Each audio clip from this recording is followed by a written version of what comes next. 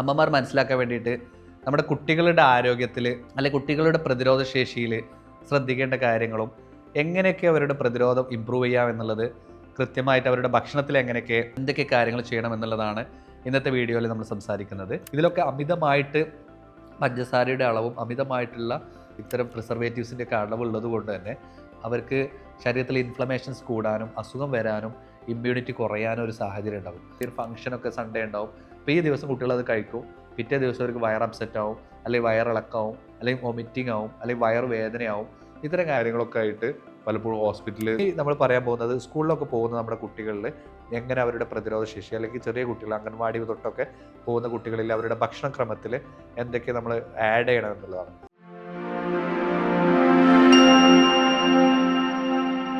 സ്കൂളൊക്കെ തുറന്നു നമ്മുടെ അമ്മമാർക്കൊക്കെ ഉള്ളൊരു വലിയൊരു പ്രയാസമാണ്. കുട്ടികൾക്ക് എന്നും അസുഖമാണ്. ഡോക്ടറെ എന്തെങ്കിലും പ്രതിരോധത്തിന് എന്തെങ്കിലും ടോണിക്കുകളൊക്കെ എഴുതി തരാൻ പറ്റുമോ, അല്ലെങ്കിൽ കുട്ടികൾക്ക് എന്തെങ്കിലും ഗുളിക കൊടുക്കാൻ പറ്റുമോ എന്നൊക്കെ ചോദിച്ചിട്ട് പല അമ്മമാർ ചോദിക്കാറുണ്ട്. അപ്പോൾ ഏറ്റവും ഇന്ന് ഇമ്പോർട്ടൻ്റ് ആയിട്ടൊരു കാര്യമാണ് അമ്മമാർ മനസ്സിലാക്കാൻ വേണ്ടിയിട്ട് നമ്മുടെ കുട്ടികളുടെ ആരോഗ്യത്തിൽ അല്ലെങ്കിൽ കുട്ടികളുടെ പ്രതിരോധ ശേഷിയിൽ ശ്രദ്ധിക്കേണ്ട കാര്യങ്ങളും എങ്ങനെയൊക്കെ അവരുടെ പ്രതിരോധം ഇമ്പ്രൂവ് ചെയ്യാം എന്നുള്ളത് കൃത്യമായിട്ട് അവരുടെ ഭക്ഷണത്തിൽ എന്തൊക്കെ കാര്യങ്ങൾ ചെയ്യണം എന്നുള്ളതാണ് ഇന്നത്തെ വീഡിയോയിൽ നമ്മൾ സംസാരിക്കുന്നത്. ഞാൻ doctor Muhammad Aslam, Medicare speciality homeopathic medical centre Vaniyambalam chief കൺസൾട്ടൻറ്റും മെഡിസിന ഹോമിയോപ്പതി പെരിന്തൽമണ്ണ വിസിറ്റിംഗ് കൺസൾട്ടൻറ്റുമാണ്. ഇപ്പോൾ സാധാരണ ഒരു പ്രതിരോധക്കുറവ് എന്ന് പറഞ്ഞാൽ സാധാരണ അമ്മമാർ വിചാരിക്കുന്നത് തീരെ അസുഖം വരാതിരിക്കുന്നതാണ് വലിയ പ്രതിരോധം എന്നുള്ളതാണ്. സാധാരണ നമുക്ക് ഈ റിപ്പീറ്റഡ് ആയിട്ട് ഇൻഫെക്ഷൻസ് വരുന്നതിനെ കൺട്രോൾ ചെയ്യുക എന്നുള്ളത്, ചില അസുഖങ്ങൾ ഇടയ്ക്കൊക്കെ സീസണലായിട്ടൊക്കെ ചിലപ്പോൾ കുട്ടികൾക്ക് വരാം, അല്ലെങ്കിൽ പൊതുവെ ചെറിയ കുട്ടികളൊക്കെ ആകുമ്പോൾ പ്രത്യേകിച്ച് അസുഖം വരാനുള്ള സാഹചര്യം കൂടുതലാണ്. അപ്പോൾ അതുകൊണ്ട് തന്നെ ഇത്തരം ഒരു സ്വാഭാവിക പ്രതിരോധശേഷി എങ്ങനെയൊക്കെ അവർക്ക് ഇമ്പ്രൂവ് ചെയ്യാം, അവരുടെ ഭക്ഷണത്തിൽ എന്തൊക്കെ ശ്രദ്ധിക്കണം എന്നുള്ളതാണ് നമ്മൾ പറയുന്നത്. അതിലേറ്റവും പ്രധാനമായിട്ടുള്ളത് ചെറിയ കുട്ടികൾ, ഇപ്പോൾ നമ്മൾ ഇൻഫൻസ് ആയിട്ടുള്ള കുട്ടികളിലൊക്കെ ഏറ്റവും പ്രധാനമായിട്ട് കിട്ടേണ്ട ഒന്നാണ് മുലപ്പാൽ എന്ന് പറയുന്നത്. നമ്മൾ 0 to 6 months നിർബന്ധമായിട്ടും മുലപ്പാൽ മാത്രമേ കൊടുക്കാവൂ. അപ്പോൾ ചെറിയ കുട്ടികളിൽ ഇടയ്ക്ക് അസുഖം വരുന്നതിന് തടയാൻ ഏറ്റവും നല്ലൊരു പ്രതിരോധ ഔഷധം അല്ലെങ്കിൽ പ്രതിരോധ ടോണിക് ഏതാണെന്ന് ചോദിച്ചാൽ അത് മുലപ്പാലാണ്. പല അമ്മമാരും ചിലപ്പോൾ അത് കൊടുക്കാൻ വിസമ്മതിക്കും, പലപ്പോഴും പല ആളുകളും കൊടുക്കാറില്ല, അല്ലെങ്കിൽ ജോലി തിരക്ക് കാരണം അമ്മമാർ പലപ്പോഴും കുറഞ്ഞ മാസങ്ങൾ കൊടുത്തിട്ട് അത് നിർത്തിയിട്ട് കുപ്പിപ്പാലിലേക്ക് മടങ്ങും.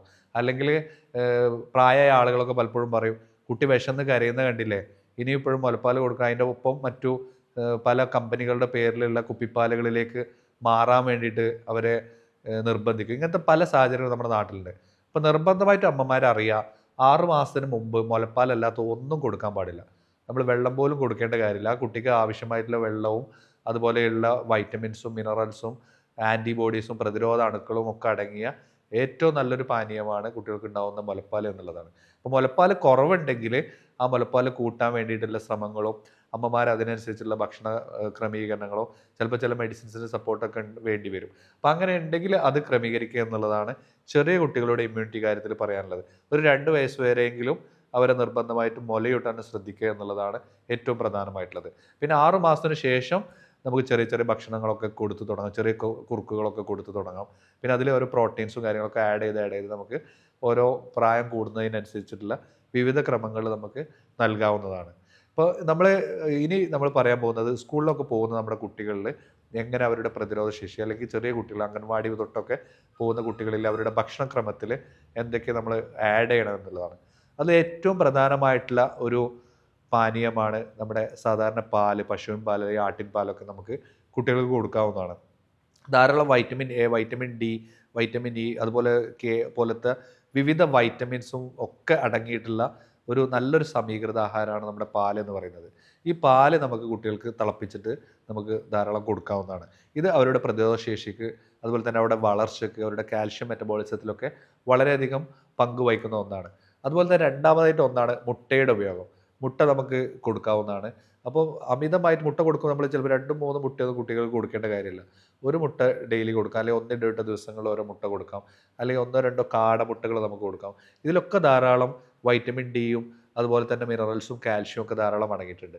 ഇത് ഇവരുടെ വളർച്ചയെയും അവരുടെ മെറ്റബോളിസത്തെയും അവരുടെ ഇമ്മ്യൂണിറ്റിയൊക്കെ വളരെയധികം സ്വാധീനിക്കുന്ന ഒരു ഭക്ഷണ പദാർത്ഥമാണ് നമ്മുടെ മുട്ട എന്ന് പറയുന്നത്. ഇത് നമുക്ക് അവർക്ക് കൊടുക്കാവുന്നതാണ്.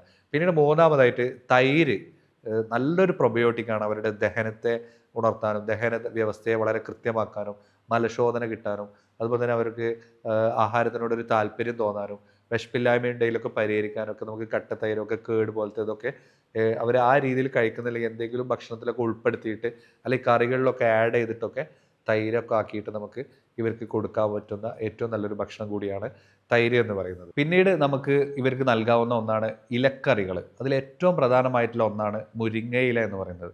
ധാരാളം വൈറ്റമിൻസ് ഉണ്ട്, ഫൈബേഴ്സ് ഉണ്ട്, വൈറ്റമിൻ സി ഉണ്ട്, വൈറ്റമിൻ കെ ഉണ്ട്, അതുപോലെ കാൽഷ്യം ഉണ്ട്. റിച്ച് സോഴ്സ് ഓഫ് മിനറൽസ് ആണ് മുരിങ്ങയിലുള്ളത്.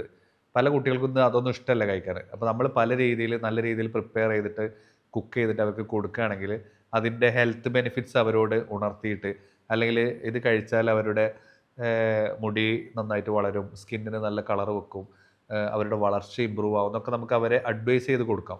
ഇത്തരം ഹെൽത്ത് ബെനിഫിറ്റ് കൂടി പറഞ്ഞിട്ട് കൊടുക്കുമ്പോൾ പല കുട്ടികളും ഇത് കഴിക്കുന്നത് കാണാറുണ്ട്.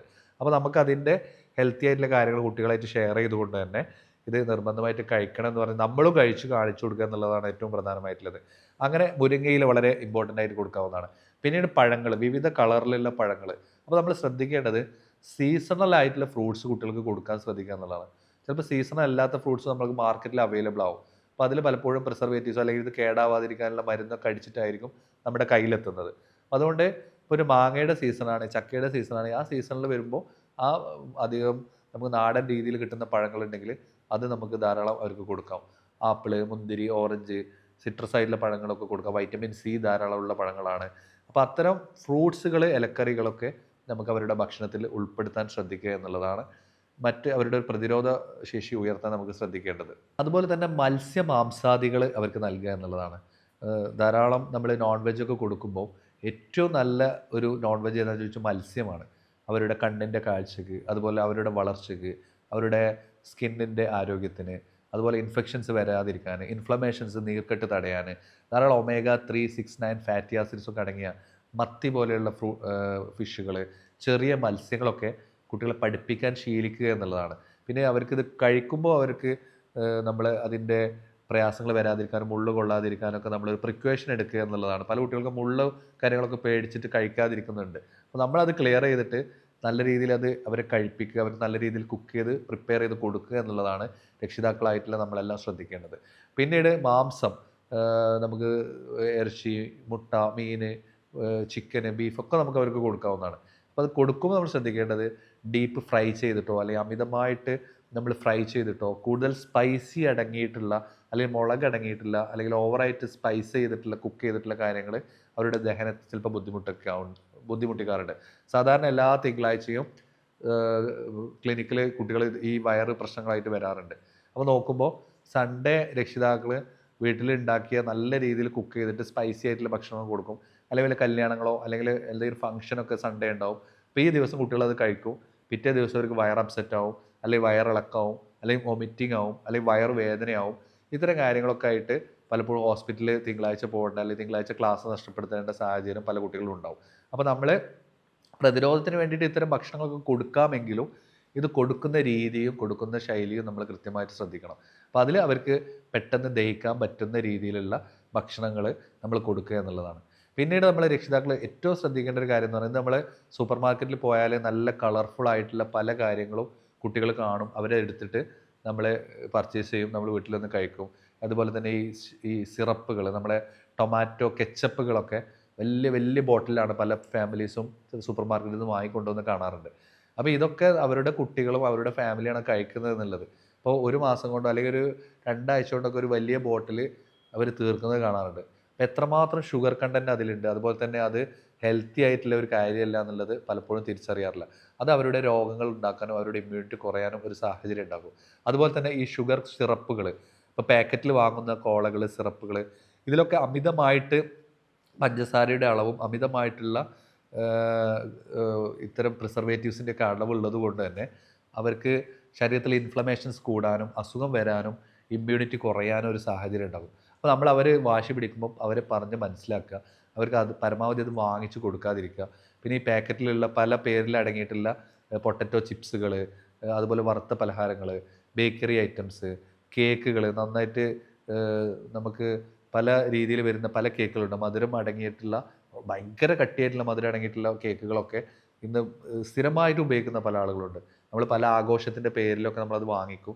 എപ്പോഴെങ്കിലുമൊക്കെ അത് കഴിക്കുന്നതുകൊണ്ട് നമുക്ക് ബുദ്ധിമുട്ടുണ്ടാകും. പക്ഷേ അതൊരു സ്ഥിരം റൂട്ടീൻ ആകുമ്പോൾ കുട്ടികളിൽ ഇൻഫ്ലമേഷൻസ് വരാനും നീർക്കെട്ട് വരാനും ഒക്കെ സാഹചര്യം ഉണ്ടാവും. ഇതും അവരുടെ ഇമ്മ്യൂണിറ്റിയെ വളരെ ദോഷകരമായി ബാധിക്കുമെന്നുള്ളത് പല രക്ഷിതാക്കളും തിരിച്ചറിയാറില്ല. അപ്പോൾ അതുകൊണ്ട് ഇത്തരം കാര്യങ്ങൾ വാങ്ങിക്കുമ്പോഴും അത് കൊടുക്കുമ്പോഴും കുട്ടികൾക്ക് നൽകുമ്പോൾ നമ്മൾ കൃത്യമായിട്ട് അത് ശ്രദ്ധിക്കുക. പിന്നീട് ഈ ഭക്ഷണം മാത്രമല്ല അവരുടെ ഇമ്മ്യൂണിറ്റിയുടെ ഒരു കാര്യം എന്ന് പറഞ്ഞാൽ സുഖമായിട്ടുള്ള സ്ലീപ്പ്. നമ്മൾ അവരുടെ കൃത്യമായിട്ട് അവരുടെ പഠനമൊക്കെ കഴിഞ്ഞ് കഴിഞ്ഞാൽ രാത്രി പെട്ടെന്ന് തന്നെ അവർക്ക് കിടക്കാനും നന്നായിട്ട് ഉറങ്ങാനും, അവർ ഉറങ്ങുന്ന സമയത്ത് അവരെ നമ്മൾ ഒരിക്കലും വഴക്ക് പറഞ്ഞിട്ട് ഉറക്കരുത്. അവരെ നന്നായിട്ട് സമാധാനപ്പെടുത്തിയിട്ട് വളരെ സന്തോഷപൂർവ്വം അവരെ ഉറങ്ങാനും, അതുപോലെ തന്നെ അവർ എണീക്കുമ്പോഴും നമ്മൾ സാധാരണ കണ്ടുവരുന്നൊരു കാര്യമാണെന്ന് വെച്ചാൽ ഇവർ എണീക്കാൻ വൈകും. നമ്മൾ ഭയങ്കര ബഹളം ഇട്ടിട്ട് അവരെ തല്ലി എണീപ്പിക്കുന്ന ഒരു സാഹചര്യം ഉണ്ടാവും. അപ്പോൾ ആ കുട്ടിയുടെ ആ ദിവസം തന്നെ ആ മൂഡ് സ്വിങ്സും അല്ലെങ്കിൽ ആ കുട്ടിക്ക് ഉണ്ടാകുന്ന മാനസികമായിട്ടുള്ളൊരു പ്രയാസത്തിലായിരിക്കും അവർ എണീക്കുന്നതും. അവർ ഉറങ്ങാൻ പോകുമ്പോഴും ആ രീതിയിൽ ഒരിക്കലും ആവരുത്. അപ്പോൾ ഉറങ്ങാൻ പോകുമ്പോഴും ഉണരുമ്പോഴും നല്ല സന്തോഷത്തോടുകൂടി അവിടെ വിളിച്ചുണയിപ്പിക്കുകയും അവർക്ക് മാനസികമായിട്ടുള്ള നല്ലൊരു അന്തരീക്ഷം നമ്മുടെ വീട്ടിൽ നമ്മൾ കൊടുക്കണം. ഇത് അവരുടെ പഠനത്തെയും അവരുടെ ബുദ്ധിയെയും അതുപോലെ തന്നെ അവരുടെ ഇമ്മ്യൂണിറ്റിയും കാര്യമായിട്ട് സ്വാധീനിക്കുമെന്നുള്ള കാര്യത്തിൽ സംശയമില്ല. അപ്പോൾ ആ കൃത്യമായിട്ട് അവർക്ക് നല്ല നിർദ്ദേശങ്ങൾ കൊടുത്തിട്ട് ഉറക്കം നല്ല രീതിയിൽ അവർ ഉറങ്ങിക്കഴിഞ്ഞാൽ തന്നെ ഒരു 6 to 7 മണിക്കൂർ നിർബന്ധമായിട്ടും അവർ ഉറങ്ങണം. ഉറക്കത്തെ ഡിസ്റ്റർബ് ചെയ്യുന്ന കാര്യങ്ങൾ ഒരിക്കലും ഉണ്ടാവരുത്. അപ്പോൾ അതിനനുസരിച്ചുള്ളൊരു സ്ലീപ്പ് ഹൈജീൻ അല്ലെങ്കിൽ ഒരു സ്ലീപ്പ് അവർക്ക് സെറ്റ് ചെയ്ത് കൊടുക്കാൻ പാരൻസ് ശ്രദ്ധിക്കേണ്ടതാണ്. പിന്നീട് വ്യായാമത്തിൻ്റെ ഒരു അളവാണ്. പല രോഗികളും പല കുട്ടികളിലും ഇന്ന് വ്യായാമത്തിൻ്റെ കുറവ് വളരെയധികം ഉണ്ട്. കഴിഞ്ഞ ദിവസം ഒരു രോഗി വന്നത് അവർക്ക് ഒരു 14 വയസ്സുള്ള പയ്യനാണ്. അവരുടെ കഴുത്തിന് നിറയെ കറുത്ത കട്ടിയായിട്ടുള്ള പാടുകളാണ്. അപ്പോൾ ഡോക്ടർ ഇതിനൊരു ഓയിൻമെൻറ്റ് വേണം എന്നാണ് പറഞ്ഞത്. ഞാനൊരു ഓയിൻമെൻറ്റും കൊടുത്തില്ല. ഞാൻ പറഞ്ഞു ഇത് അവന് ഒരു ഓയിൻമെൻറ്റ് തേച്ചാൽ മാറുന്ന അസുഖമല്ല, ഇത് അക്കാന്തോസിസ് എന്ന് പറഞ്ഞിട്ട് കൊഴുപ്പടിഞ്ഞിട്ട് ഇവൻ്റെ ഭക്ഷണത്തിൻ്റെ ജീവിതശൈലി മാറ്റിയാൽ തന്നെ അവന് മാറ്റം വരും. ഇവനെ നിങ്ങൾ കളിക്കാൻ വിടണം, പുറത്ത് കളിക്കണം, ഇവന് സൈക്കിൾ എന്തെങ്കിലും ചവിട്ടാൻ പറ്റുമെങ്കിൽ സൈക്കിൾ ചവിട്ടിക്കണം. പിന്നെ അതുപോലെ തന്നെ അവന് അമിതമായിട്ട് കൊടുക്കുന്ന ഇത്തരം ഭക്ഷണത്തിൽ ഉണ്ടാകുന്ന ഒരു ക്രമീകരണം വേണം എന്നൊക്കെ പറഞ്ഞ ആ പാരൻസിനെ മടക്കി അയക്കുകയും 1 മാസം കഴിഞ്ഞിട്ട് അത് കഴിഞ്ഞിട്ട് വരാൻ പറഞ്ഞപ്പോൾ 1 മാസം കൃത്യമായിട്ട് അത് ഫോളോ ചെയ്ത പോലും ആ കറുപ്പെല്ലാം പരന്ന് വളരെയധികം കുറഞ്ഞിട്ടുണ്ടായിരുന്നു.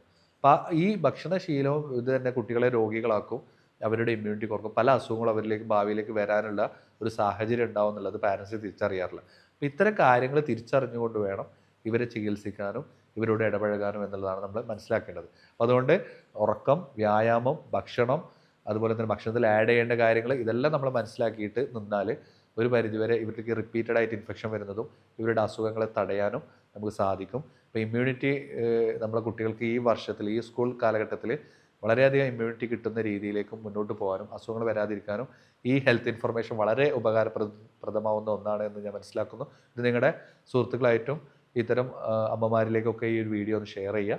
നിങ്ങളുടെ ഇതുമായിട്ട് കുട്ടികളുടെ ഇമ്മ്യൂണിറ്റിയുമായിട്ട് ബന്ധപ്പെട്ടിട്ടുള്ള ഞാൻ പറഞ്ഞതിൽ എന്തെങ്കിലും സംശയങ്ങളുണ്ടെങ്കിൽ നിങ്ങൾക്ക് ഈ കാണുന്ന വാട്സപ്പ് നമ്പറിൽ നിങ്ങൾക്ക് ചാറ്റ് ചെയ്യാവുന്നതാണ്. ഞാൻ ഡോക്ടർ മുഹമ്മദ് അസ്ലം. നന്ദി, നമസ്കാരം.